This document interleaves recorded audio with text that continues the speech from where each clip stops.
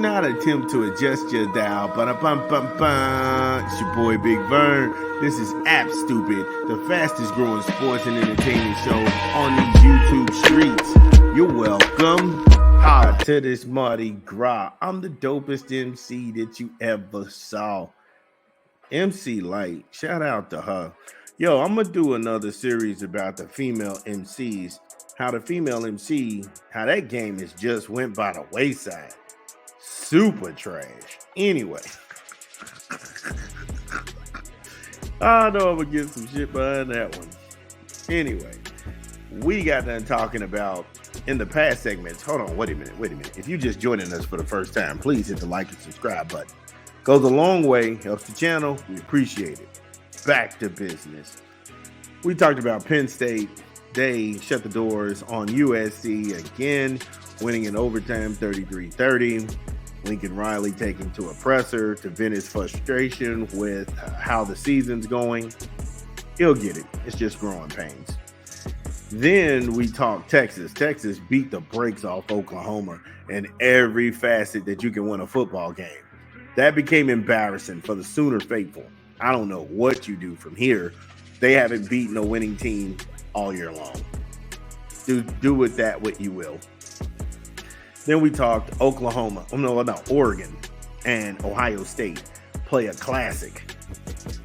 Tight all the way down the line. 31-30. That thing was a good football game. It was a classic. Like I say, you can make an argument on both ends. Hey, look, that should have been an interception in the first quarter to turn the tide. They could have been going right, left. That thing would have happened. Oregon would have scored. It would have been close. Or from the Ohio State perspective, that was not a push inside the 2 minutes. Ohio State pushing to get into field goal range and win this thing. They trying to put a little bitty corner on a big wide receiver, and within that 5 yards, he's allowed to push and get open. The acting job and the flop, that's what sold that call. So like I said, I can see from both fan bases, and it makes it a really good rivalry. Yeah. So with that being said, from one classic to another, Illinois and Purdue. This was one of those games that you looked at because, make no mistake, Purdue's one of the worst teams in the Big Ten. They haven't won a conference game all year. They're 1-5 right now. When you saw this game on the schedule, it is what it is. Purdue saw this game on the schedule, was like, oh, hell yeah. Again, I'm not going to hold you. At halftime, this thing was 24-3. This thing was 24-3. And I know what you're thinking. If it was 24-3, how the hell did you get to 49-50?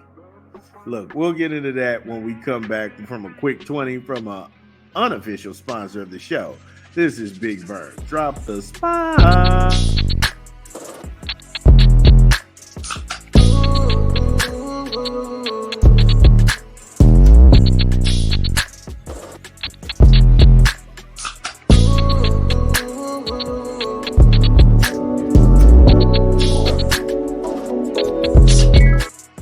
Yes, BK, have it your way, because you rule. Order online, download the app, or visit the good folks at your local Burger King. BK, have it your way, because you rule.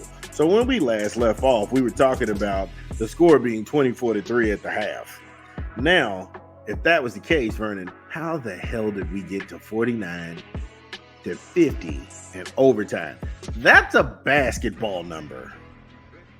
And I will be honest, Purdue was feeling themselves. 297 through the air, 239 on the ground, 21 first downs.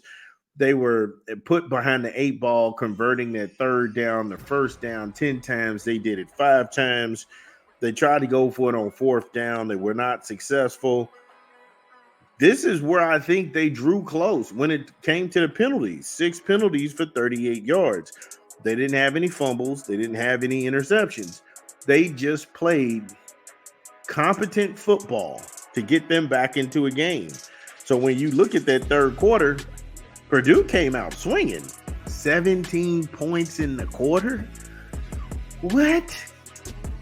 You're the Boilermakers. You're the cellar dwellers of the Big Ten. You're the doormat. You're not ever going to be more than that.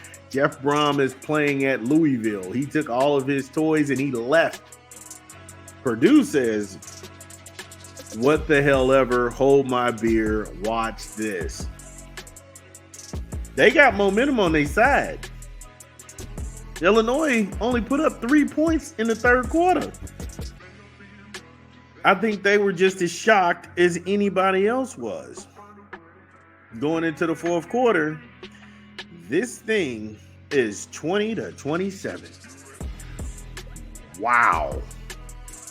It pretty much looked like Illinois was going to coast. This was going to, like I said, this was not going to be an issue.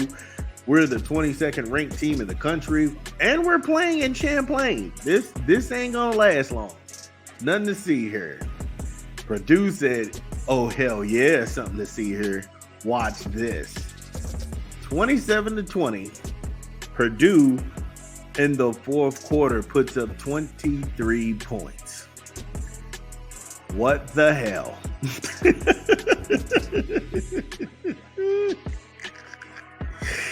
They outscored, the Purdue Boilermakers outscored them in the fourth quarter, 23-16. If you want to look at the second half, Purdue outscored Illinois in the second half, and it wasn't even close. The thing that hurt Purdue was that they did absolutely nothing in the first quarter. And the longer the games go on, that you had to fight to overcome these huge losses and these holes you dug yourself, that's going to wear any team down. That's why we ended up at 49-50.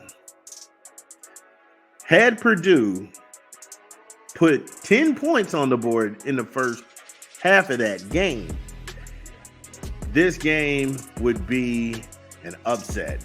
But because they dug themselves such a deep hole, Illinois took off the second half of that game. Purdue was making a surge and a run, and they put it in overtime. And in overtime,